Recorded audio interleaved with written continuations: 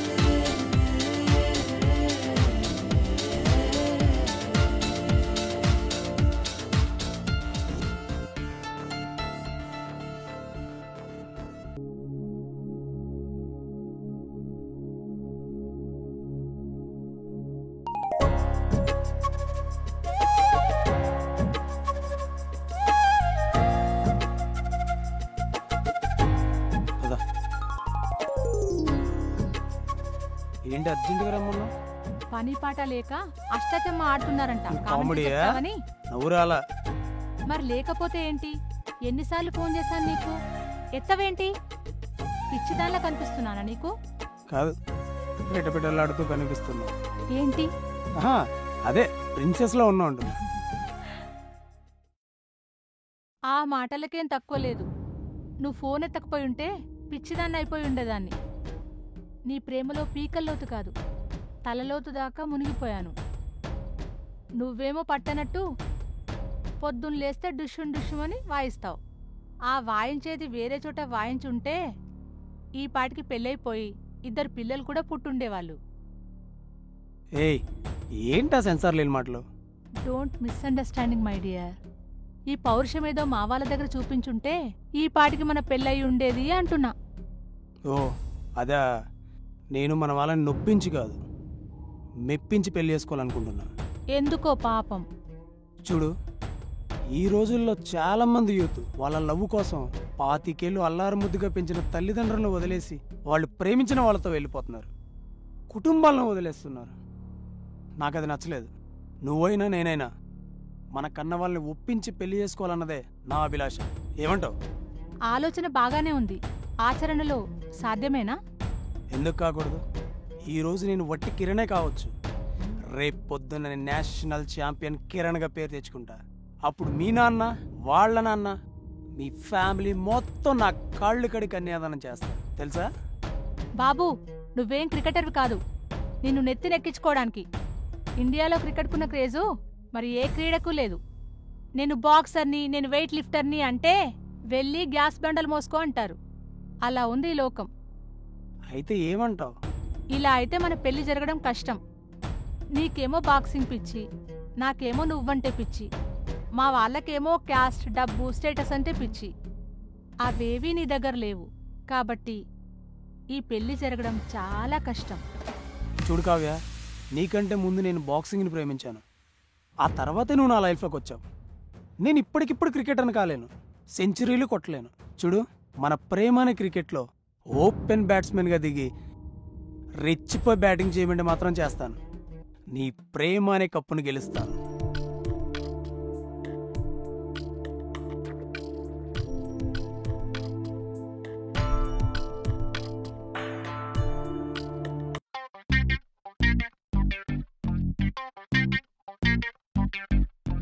Uber book చేసుకోవాలి.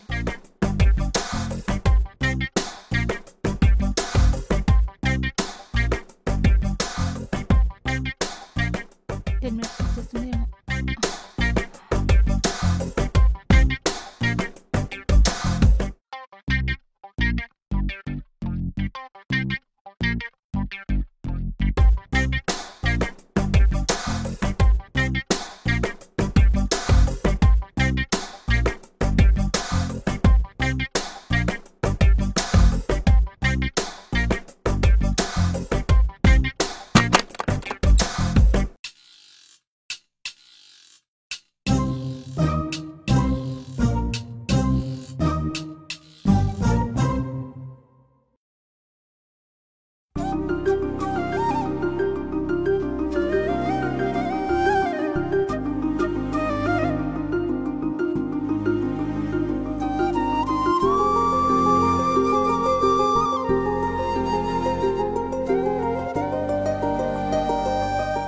త్వరగా ready అవ్వు. ఏయ్, ఏంటది? మనం లేచిపోతున్నాం. ఆ? నువ్వు సరిగ్గానే విన్నావు. మనం లేచిపోతున్నాం ఇప్పుడే, ఈ క్షణమే. ఎక్కడికైనా వెళ్తాం. ఈ ప్రపంచం చాలా విశాలమైనది. ఎక్కడికైనా వెళ్ళి హాయిగా బతుకుదాం. నీ మీద దాడి జరిగిన సంగతి నాకెందుకు చెప్పలేదు? ఇంకా ఇక్కడే ఉంటే మన ఇద్దరిని చంపేస్తారు. త్వరగా బయలుదేరు. ఏమాత్రం ఆలస్యం చేసినా మా అన్నకు తెలిసిపోతుంది. నీకేమన్నా పిచ్చా? వారం రోజుల్లో నాకు బాక్సింగ్ టోర్నమెంట్ జరగబోతుంది. మా గురుగారు నా మీద ఎన్నో ఆశలు పెట్టుకున్నారు. నేను గెలిచి తీరాలి. నువ్వు బాక్సింగ్లో కప్పు గెలవడం కంటే ఇప్పుడు మన ప్రేమను గెలిపించుకోవడం చాలా ముఖ్యం. మన పెళ్ళయ్యిందని తెలిస్తే మా వాళ్ళింకా ఏమీ చేయలేరు, చచ్చినట్టు ఒప్పుకుంటారు. లేదు, మా గురుగారు ద్రోహం చేయడం నాకిష్టం లేదు. అయితే నాకు ద్రోహం చేయడం ఇష్టమన్నమాట. ఇంకేం చెప్పద్దు. నా మీద ఏమాత్రం ప్రేమున్నా వెంటనే బయలుదేరు.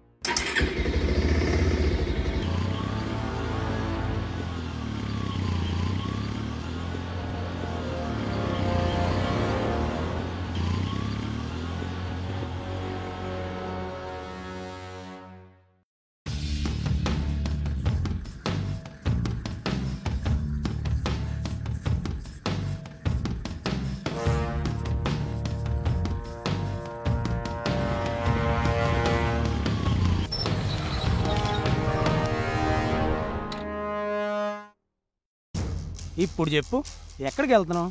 గోవాకి. గోవాకా? అది బైక్ మీద? అవును. సీటు కాస్త చెక్కపేట అవుతుంది. అందుకే స్టేట్ బార్డర్ దాటాక ఎక్కడన్నా బైక్ పెట్టేసి హ్యాపీగా బస్సులో వెళ్దాం. అదేదో ఇప్పుడే చేయొచ్చు కదా. అయ్యో మొద్దు, మా అన్న నిద్ర లేచేసరికి 11 అవుతుంది. ఈలోగా మనం కర్ణాటక బార్డర్ దాకా చేరుకుంటాం. పైగా ఈ టైంలో డైరెక్ట్గా గోవాకి బస్సులు ఉండవు. ఈ పెళ్ళి నా చావుకొచ్చిందే. ఏంటి? ఏం లేదులే, గోవా వెళ్ళాలంటే డబ్బులు ఉండాలి కదా, నా దగ్గర 500 ఉన్నాయి. ఆగు, నా దగ్గర 2 లక్షలున్నాయి. ఎక్కడవే డబ్బులు? ఇంట్లో దొంగతనం చేసావా? నాకంత కర్మ పట్లేదు. మా మమ్మీ డాడీ నాకిచ్చిన పాకెట్ మనీని సేవ్ చేసుకుని ఉన్నాను. ఇంకా నా దగ్గర చాలా కార్డ్స్ కూడా ఉన్నాయి. అమ్మో, మీ ఆడోళ్ళు తలుచుకుంటే 3వ ప్రపంచ యుద్ధమే. ఎక్కు.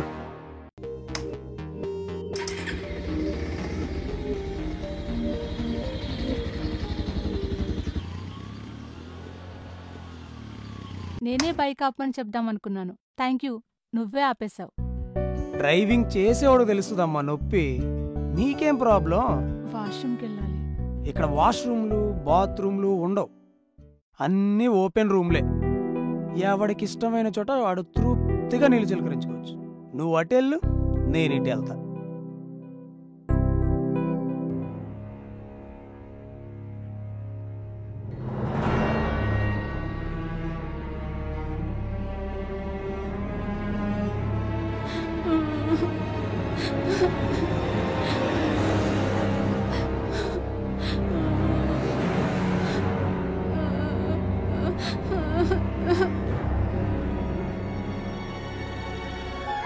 ఏంటి, ఏమైంది? ఇక్కడ ఏదో ఆడమనసు ఏడుస్తున్నట్లేదు.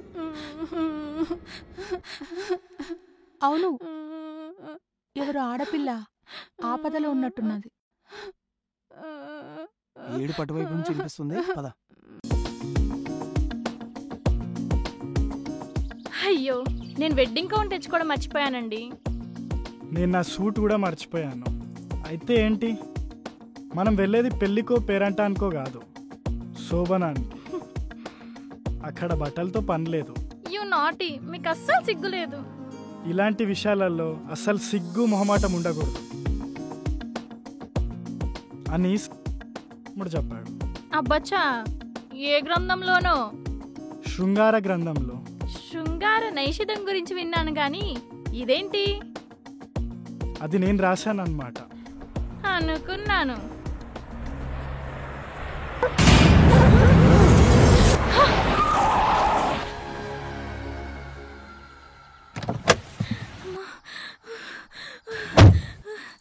ఏమైంది? థ్యాంక్ గాడ్, ఏం అవ్వలేదు. Cool cool.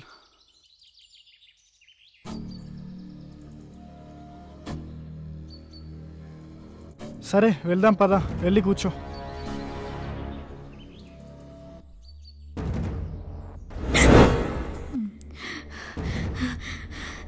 Akhil, come on.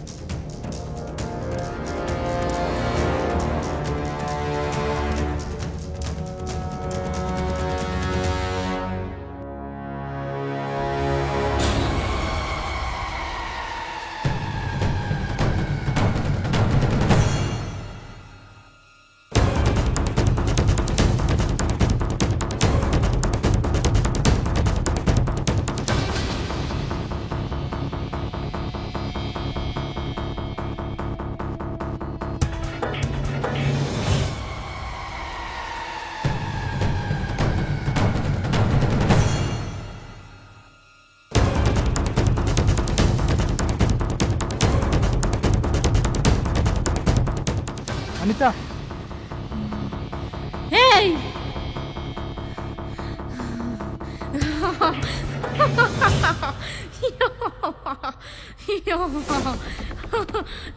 Anitha Anitha ఏయ్